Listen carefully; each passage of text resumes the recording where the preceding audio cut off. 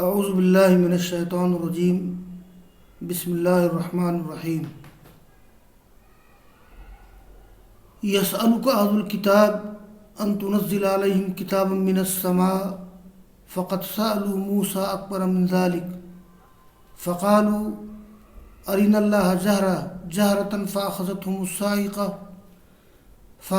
الصاعقة بظلمهم ثم اتخذوا العجل من بعد ما جاءتهم البينات فعفونا عن ذلك وآتينا موسى سلطانا مبينا ورفعنا فوقهم الطور بميثاقهم وقلنا لهم ادخلوا الباب سجدا وقلنا لهم لا تعدوا في السبت وأخذنا منهم ميثاقا غليظا.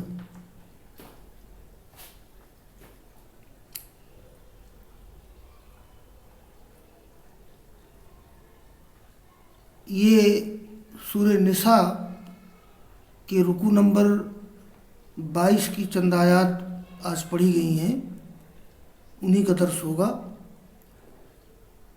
پہلے میں بعض مفردات کا حل پیش کر دیتا ہوں تاکہ آیات کی تشریح و تفسیر میں سہولت ہو.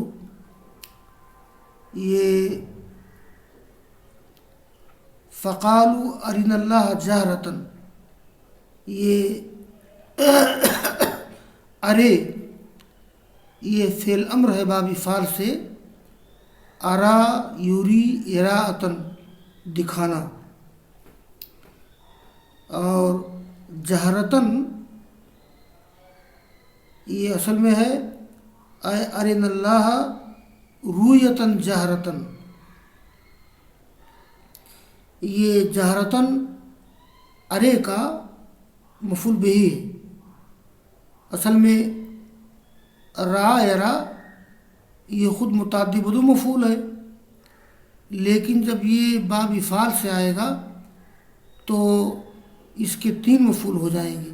دیکھیے اذن اللہ جہرتن تو ارے فعل اور اس کا فاعل ضمیر انتا ہے، اور نا مفعول اول، اللہ مفعول ثانی، اور جہرتن مفعول ثالث. ارن اللہ رویتن جہرتن، اور یا پھر یہ جہرتن کون سا مفعول ہے؟ مفعول مطلق، یعنی ہمیں اللہ کو علانیہ اور کھلم کھلا دکھا دے. اور الصاعقہ جمع صواعق، بجلی جو آسمان سے گرے اس کو صاعقہ کہتے ہیں.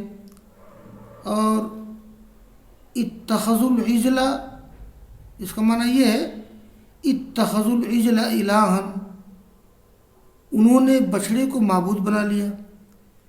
العجل جمع عجول اور عجال، اس کے معنی بچھوا یا بچھڑا، اور بچھیا کے عربی آتی ہے العجلۃ جمع عجال بچھیا.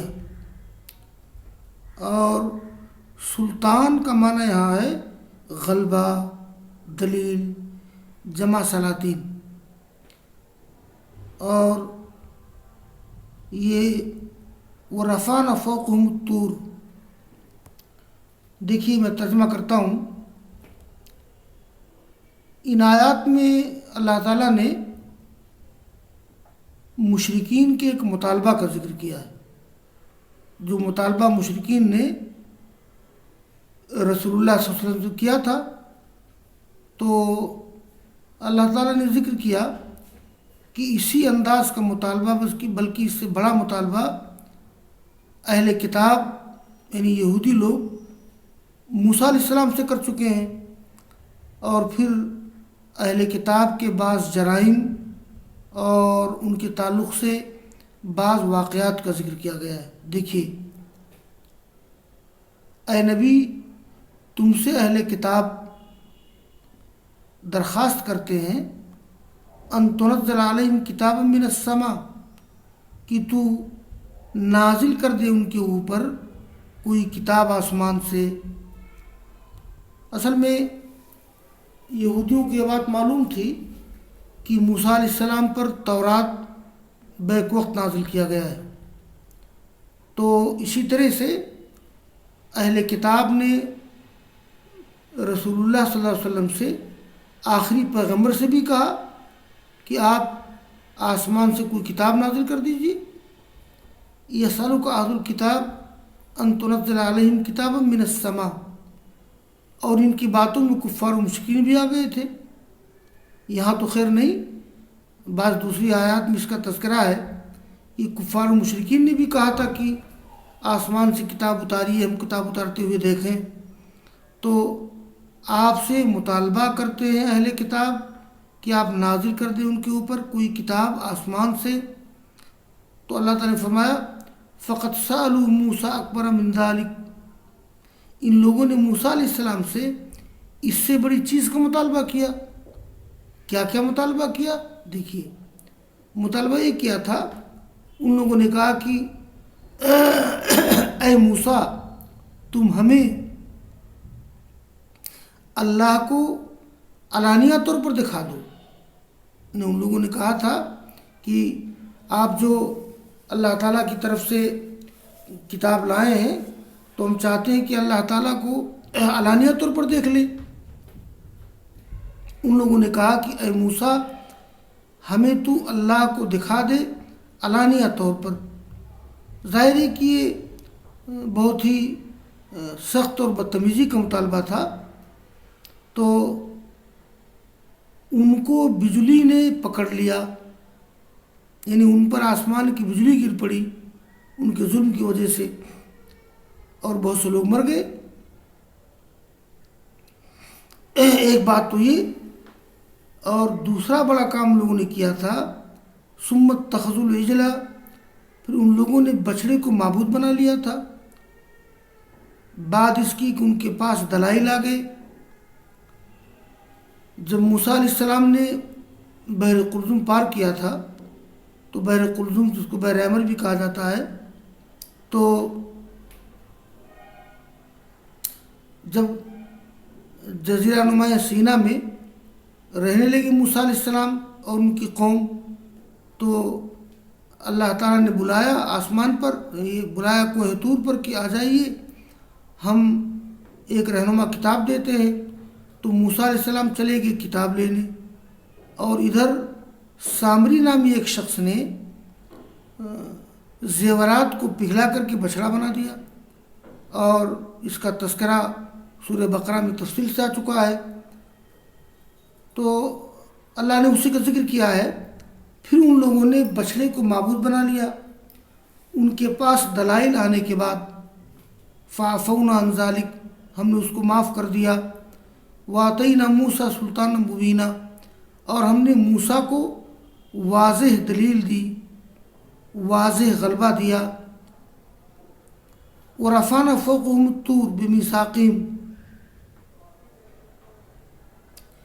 جب موسیٰ علیہ السلام تورات لے آئے تو یہودیوں نے اس کو ماننے سے انکار کر دیا، یعنی موسیٰ علیہ السلام کی شریعت کو ماننے سے انکار کر دیا۔ تو اللہ تعالیٰ نے ان کے اوپر کوہ طور کو بلند کر دیا اور دھمکی دی کہ مانو ورنہ تم پر کوہ طور کو گرا دیں گے۔ تو ان لوگوں نے تسلیم کر لیا۔ یہ رویا ان الیہود امتنعوا من قبول شریعت موسیٰ علیہ الصلاۃ والتسلیم فرفع اللہ علیہم الطور فقبلوها، تو اللہ تعالیٰ نے ان پر کوہ طور کو لٹکا دیا کہ ابھی گراتے ہیں تم چکنا چور ہو جاؤ گے۔ تو ان لوگوں نے کہا کہ ہم نے تسلیم کر لیا۔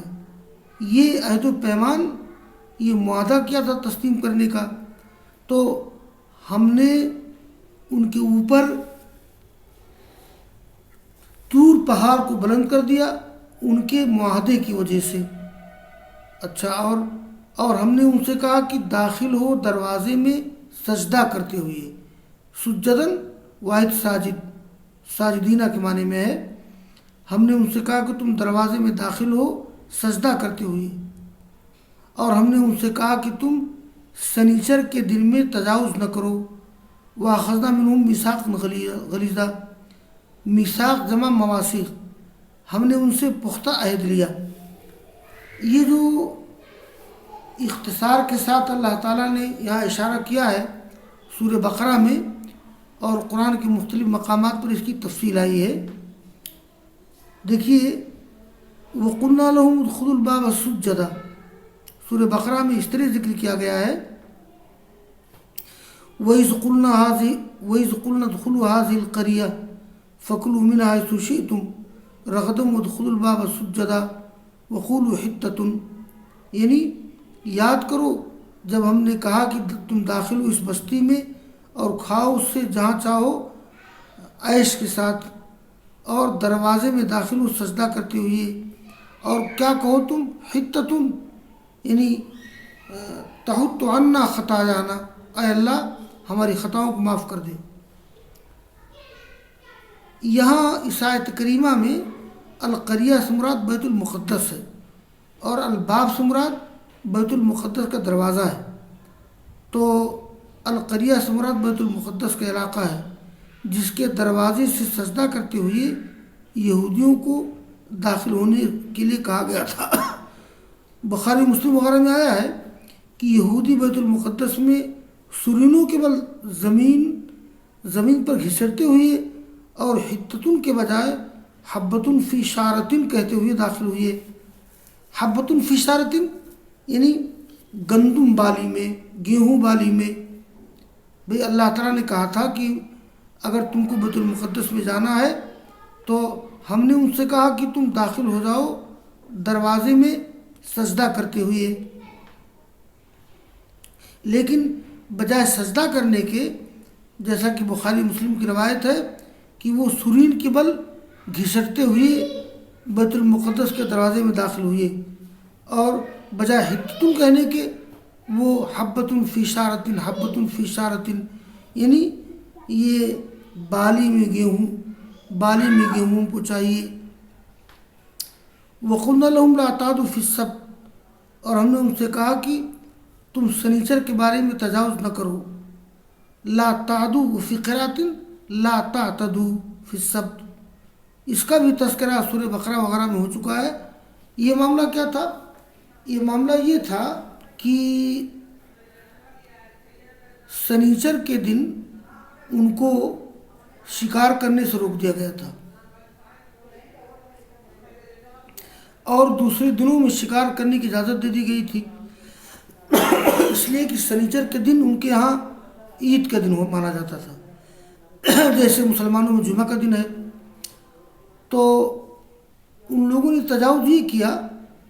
اچھا، اللہ تعالیٰ نے ایک آزمائش یہ ڈال دی کہ سنیچر کو مچھلیاں دریا کے اوپر زیادہ نمایاں ہوتی تھیں اور دنوں میں دکھائی نہیں دیتی تھیں، تو اہل کتاب نے یہ فراڈ کیا یا مکر کیا یا زیادتی کی کہ سنیچر کے دن وہ مچھلیوں کو گڈھے میں بند کر لیتے تھے، بھاگ نہیں پاتی تھیں، اور اس کے بعد پھر پکڑتے تھے اتوار کو، سوموار کو، یعنی گویا سنیچر کو شکار نہیں کرتے تھے وہ، حالانکہ اصل شکار کرنا تو مچھلیوں کو اکٹھا کر کے گھیر لینا ہے، یہی تجاوز تھا ان کا۔